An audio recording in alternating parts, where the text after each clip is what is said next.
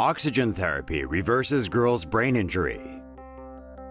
A 2-year-old girl has recovered from severe brain injury after nearly dying from a drowning incident at her Arkansas home last year. On February 29, 2016, Eden Carlson fell into the family pool and remained submerged for 15 minutes. Her heart stopped beating, and though she was eventually revived, she had also sustained significant brain injury. After the accident, the toddler lost muscle control and the ability to walk and speak. She would not respond to commands and could only squirm and shake her head. Doctors decided to wake up the girl's brain using oxygen and started normobaric oxygen treatments delivered at sea level pressure twice a day for 45 minutes at a time. The results were immediate. She stopped squirming and was able to move her arms and hands more, and partially regained her ability to speak and feed herself. The girl was moved to a hyperbaric oxygen therapy chamber in New Orleans, where pure oxygen was administered at 2 to 3 times the pressure of a normal room. Once absorbed into the bloodstream, the oxygen triggered tissue repair and reduced swelling in the brain. Just 40 sessions later, damage in the toddler's brain had been reversed almost completely. Although miraculous, the little girl's case is but one instance where such therapy has worked, and further studies are needed to determine whether the treatment would be successful in other patients. Say no to safe spaces on YouTube. Support TomoNews at patreon.com/TomoNews. Keep watching for more brain breakthroughs. Back from the grave. Trials of a groundbreaking medical project that will attempt to bring the dead back to life are about to begin. Scientists will conduct trials on patients who have been declared clinically dead from a traumatic brain injury. The brain will be injected with stem cells and amino acids and undergo laser and nerve stimulation that has been shown to temporarily raise awareness in patients in comas. The brain will be monitored for signs of regeneration, especially the upper spinal cord, which controls independent breathing and heartbeat. Scientists conducting the trials cite the ability of animals to repair parts of their nervous systems. Fish and amphibians, such as salamanders, are particularly adept at regenerating neural tissue after injury.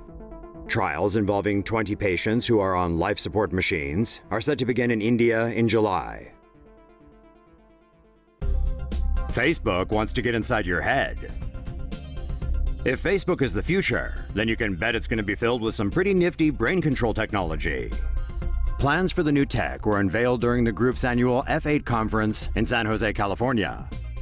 Facebook's research group Building 8 is developing a silent speech interface, so users will be able to type with their brains via non-invasive sensors. The technology will tap into the brain's speech center, decoding brain waves and feeding them directly to a computer. The goal is to create a system capable of typing 100 words per minute. Facebook is also working on a project to allow people to hear through their skin. An electronic device will administer frequencies in different patterns on the forearm. Users feel it and decipher the word based on the pattern. Both projects have a 2-year deadline. However, the Skin Hearing Initiative has yet to establish an end goal and is not as advanced as the brain-computer interface. For tech that's not so out of reach, there's Facebook Spaces, a new VR app that's just been released on beta for the Oculus Rift. The platform allows for hangouts in virtual reality space. Users can pull in outside content from across the internet, making for a fascinating yet also slightly bizarre experience. Man's paralyzed limb reanimated with the help of a brain chip. A team from Ohio has made a medical breakthrough, successfully developing technology that allows brain signals to bypass a spinal injury and transmit straight to the muscles. When Ian Burkhart broke his neck 4 years ago, it damaged his spinal cord and left him paralyzed from the chest down. He retained some movement in his shoulders and biceps, but lost sensation in his hands and legs.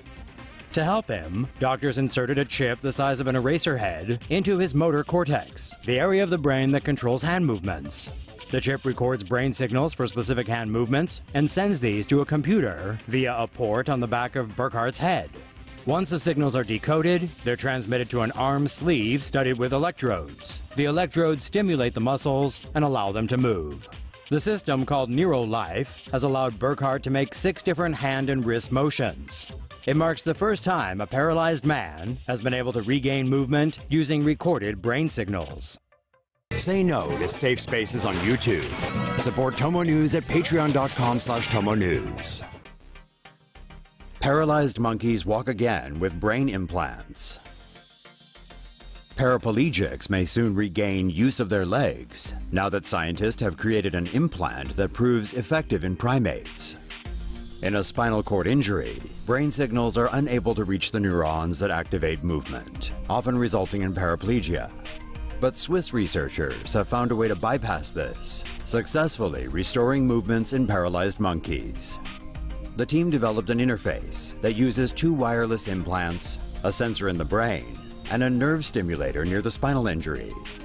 The sensor picks up brain signals commanding leg movement and transmits them to a computer. The computer decodes the signals and sends them to the second implant in the spine. From there, pulses of electricity are released to stimulate certain nerves. This in turn triggers muscles in the leg, enabling it to move and flex. The researchers plan to apply the technology to improve human lives, but say it may take several more years to achieve.